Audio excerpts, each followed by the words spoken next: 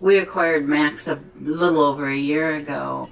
He came along with a whole host of issues. And when he was about 2, he started developing allergies.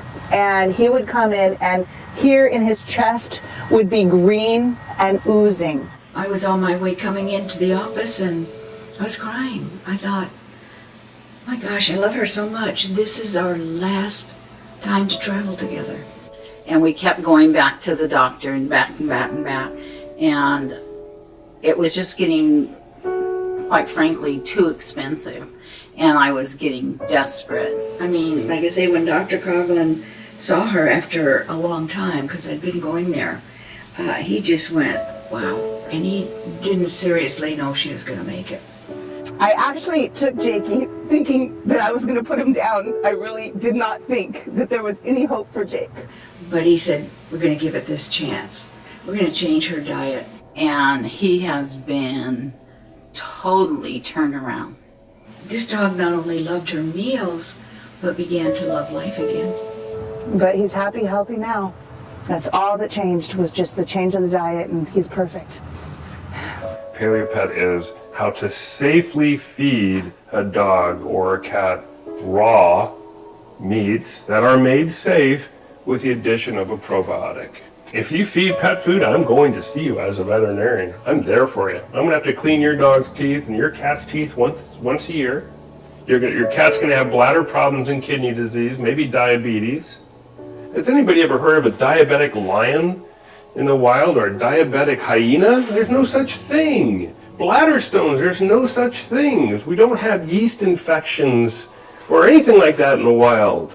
These are all carbohydrate diseases. And when you put an animal on meat and fat as an energy source, they become a whole different metabolic animal. They're more energetic. They don't have any odor. They poop less. They're happier. I'll never see you as a veterinarian. I'll never see you again.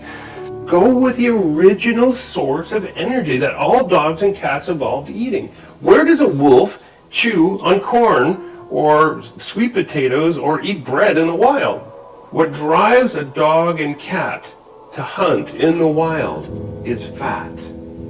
That's what they're after. When it fells its prey, first thing they do is they go to the belly. And inside the first area they go to is the stomach, and they consume the contents of the stomach, which is partially cooked vegetables mixed with probiotic bacteria, because that's what makes herbivores digest. If I give a raw bone to a dog, say I give a raw chicken bone to a bulldog, I can take x-rays of that dog, and within 3 hours it's completely gone, dissolved from stomach on. If I cook that same bone and give it to the same bulldog and take x-rays, that bone will pass undigested into the colon.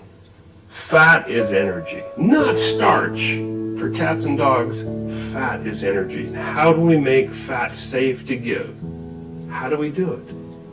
Well, the key is with evolution. It's how mankind learned to store and preserve meats. A bacteria that fights bad bacteria, that fights salmonella, that fights E. coli. The first thing I bring up is pepperoni or hard salami. Hard salami is raw meat. Hard salami is raw meat that has been preserved using sodium and using acidophilus type probiotic bacteria. So for me, when I know that I'm starting with basics, meat, fresh meat, a good probiotic, and partially cooked vegetables, that's the key. This is the point of PaleoPet.